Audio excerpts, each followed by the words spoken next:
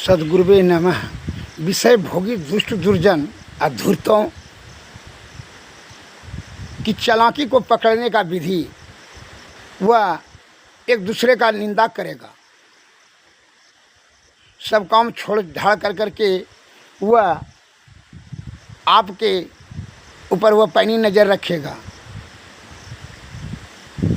सदैव अपना प्रशंसा करने के लिए दूसरे का निंदा करके आपके समय को नष्ट करेगा। तो समझ लीजिए, उससे सावधान रहिए।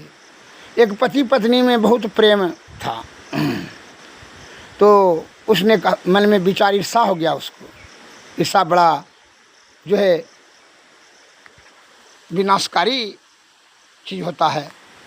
उसने उसके पति को कह दिया, भैया ये आपकी पत्नी जो है ना कुत्ती थी अगले जन्म में। पंडित जी बता रहे थे हमारे सामने में। न विश्वास है ना तो आज आप उसको जाग करके देखिएगा। आज पूर्णमासी की रात है, आज 12 बजे रात में आपको चाटेगी। और उसकी जाके पत्नी को कह दिया कि जो है आपका पति जो है ना वह अगले जन्म में बैल था। न विश्वास है तो आज 12 बजे रात में जा कर के चाटिएगा।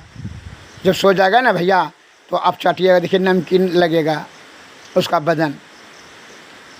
तो ऐसा निकल के हाँ बचपने में हम दोनों साथे में थे ना, उसका पंडित जी ने कहा था अगले जन्म का वो बैल है।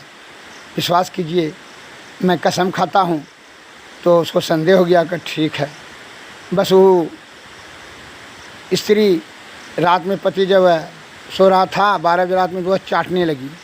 और वो जगा हुआ था, क्या उसको भी कान में संदेह भर दिया था। तो वह देख लिया कि मेरी पत्नी चाट रही है। चाटा ये तो बैल शरीर तो नमकीन तरह लगता है।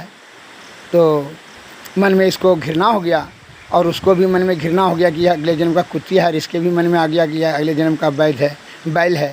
तो इस प्रकार से दोनों के मन में घृणा होते होते वह कलह में परिणत हो गया। फिर प्यार कम होने लगा, प्रेम छिन्न होने लगा और कलह प्रारंभ हो गया। कलह होते होते घर उसका टूट गया। वह जो है मारपीट हुआ। मारपीट से जो है वह मैके चली गई। यह अकेले रह गया यहाँ और भटकते रहा। अब मायूस उदास रहने लगा। अब यह ईर्षालु दुष्ट चालाक खुश हुआ। इसलिए ईर्षालु दुष्ट धूर्तों और निंदक से सावधान रहिए। दूसरे ने कहा और आपने विश्वास करे तो आपके पास बुद्धि है कि नहीं? बुद्धि है, ज्ञान आपका काम कर रहा है।